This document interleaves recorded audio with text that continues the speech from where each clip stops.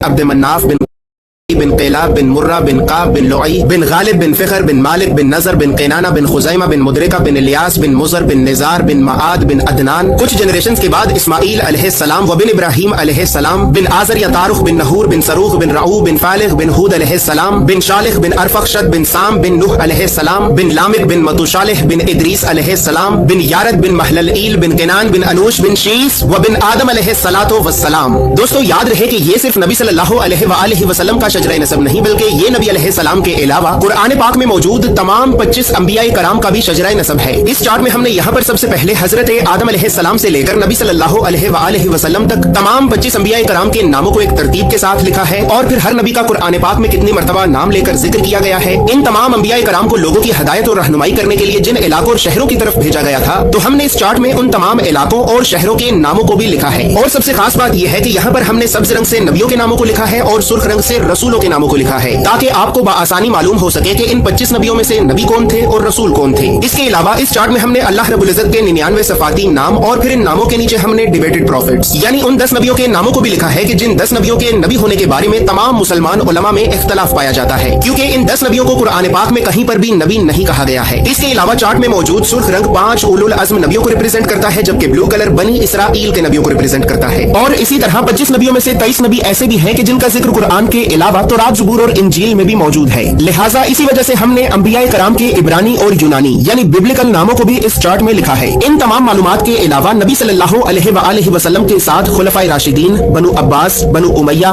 اور اہل بیت اطہار کا کیا رشتہ تھا تو ان تمام خاندانی رشتوں کو بھی ہم نے اس چارٹ میں ایکسپلین کیا ہے. اس چارٹ میں موجود تمام معلومات اردو اور انگریزی دونوں زبانوں میں ہی موجود ہیں. اور دوستو چونکہ اس چارٹ کو بنانا ایک بہت بڑی ذمہ داری کا کام ہے لہٰذا اسی وجہ سے ہم نے 1000 سال پہلے لکھی گئی کئی مستند اسلامک کتابوں کا مطالعہ کر کے 1 سال کی ریسرچ اور محنت کے بعد اس چارٹ کو بنایا ہے. اور اس چارٹ کو ہم نے اس وجہ سے بنایا ہے کیونکہ بدقسمتی سے ہمارے بچوں کو اسکول سے یونیورسٹی تک اللہ کے نبیوں کی سیرت اور سنت کے بارے میں بتانا تو دور یہ تعلیمی ادارے ہمارے بچوں کو کبھی بھی اللہ کے نبیوں کے نام تک نہیں بتاتے. اور اسی وجہ سے آج ہم اللہ کے نبیوں سے اس قدر دور ہو چکے ہیں کہ اب نہ ہی تو ہمیں اللہ کے نبیوں کے نام آتے ہیں اور نہ ہی ہماری اولاد کو. لہٰذا گھر کے ماحول کو اسلامی اور علمی اعتبار سے بہتر کرنے کے لیے اور بچوں میں بچپن سے ہی انبیاء کرام کے بارے میں جاننے کا اور تحقیق کرنے کا شوق پیدا کرنے کے لیے